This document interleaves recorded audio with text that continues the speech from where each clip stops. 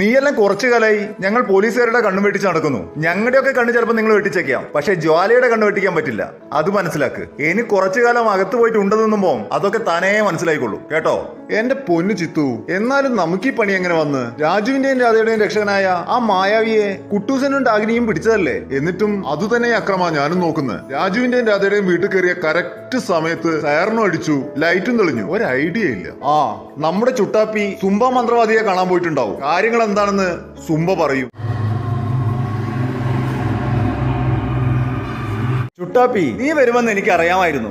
അല്ല സുബ്ബ, എവിടെയാണ് ഞങ്ങൾക്ക് പിഴച്ചത്? രാജുവിന്റെയും രാധയുടെയും രക്ഷകനായ മായാവിയെ ഞങ്ങൾ പിടിച്ചു. അവരുടെ വീട്ടിൽ കയറാൻ നോക്കുമ്പോൾ ആ ഏരിയയിലേക്കുള്ള ലൈന് ഞങ്ങൾ കട്ട് ചെയ്തു.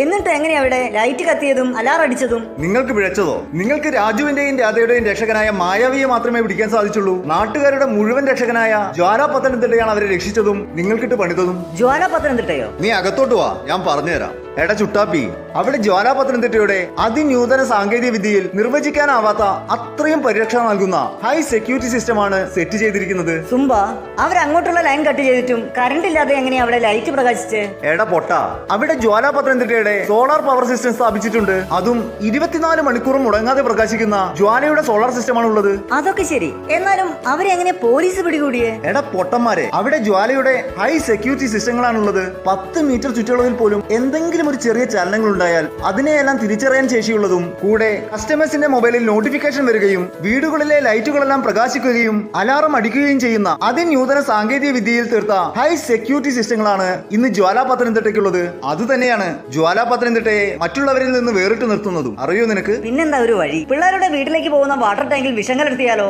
ഒരു കാര്യവുമില്ല ചുട്ടാപ്പി. അവിടെ ജ്വാല പത്തനംതിട്ടയുടെ വാട്ടർ പ്യൂരിഫയർ സിസ്റ്റം സ്ഥാപിച്ചിട്ടുണ്ട്.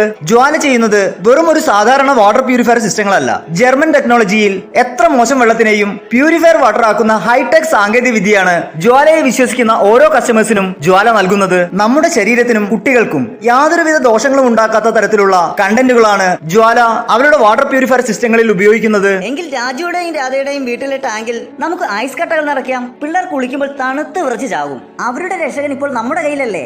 അവിടെ നമുക്ക് ഈ ജ്വാല പത്തനംതിട്ടയെ അങ്ങ് പൂട്ടാം. ചുട്ടാപ്പി, രക്ഷകനേക്കാൾ കൂടുതൽ നിങ്ങൾ ഇപ്പോൾ ഭയപ്പെടേണ്ടത് ജ്വാല പത്തനംതിട്ടയെയാണ്. അവിടെ അവർ ജ്വാല പത്തനംതിട്ടയുടെ സോളാർ വാട്ടർ ഹീറ്റർ സ്ഥാപിച്ചിട്ടുണ്ട്. അവർ കുളിക്കാൻ ഉപയോഗിക്കുന്ന വെള്ളം വരെ ഈ ചൂടുവെള്ളമാണ്. അപ്പോൾ ഈ പണിയൊന്നും നടക്കില്ല.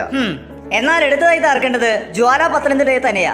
അത് ഞാൻ തന്നെ ചെയ്യും. നിങ്ങൾക്ക് മായാവിയെ പിടിച്ച് കുപ്പിയിലാക്കാനേ കഴിയൂ. ജ്വാല പത്തനംതിട്ടയുടെ ടോട്ടൽ ഹൈ സെക്യൂരിറ്റി സിസ്റ്റങ്ങൾ ഉള്ള ഇടങ്ങളിൽ നിങ്ങൾക്ക് ആർക്കും ഒന്ന് സ്പർശിക്കാൻ പോലും സാധിക്കില്ല. അതുകൊണ്ട് തന്നെയാണ് ജ്വാലയിൽ ആളുകളെല്ലാം ദൃഢമായി വിശ്വാസം അർപ്പിച്ചിരിക്കുന്നത്. ജ്വാല പത്തനംതിട്ട എന്നും കസ്റ്റമറോടുള്ള ഡീലിംഗും 100% ജ്വാല നൽകുന്ന ഓരോ പ്രൊഡക്റ്റിന്റെയും ക്വാളിറ്റിയും, കൂടെ ജ്വാല നൽകുന്ന കൃത്യമായ സർവീസും, ജ്വാലയുടെ ദീർഘവീക്ഷണവും അതുതന്നെയാണ് ജ്വാലയെ മറ്റുള്ളവരിൽ നിന്ന് എന്നും വ്യത്യസ്തരാക്കുന്നത്.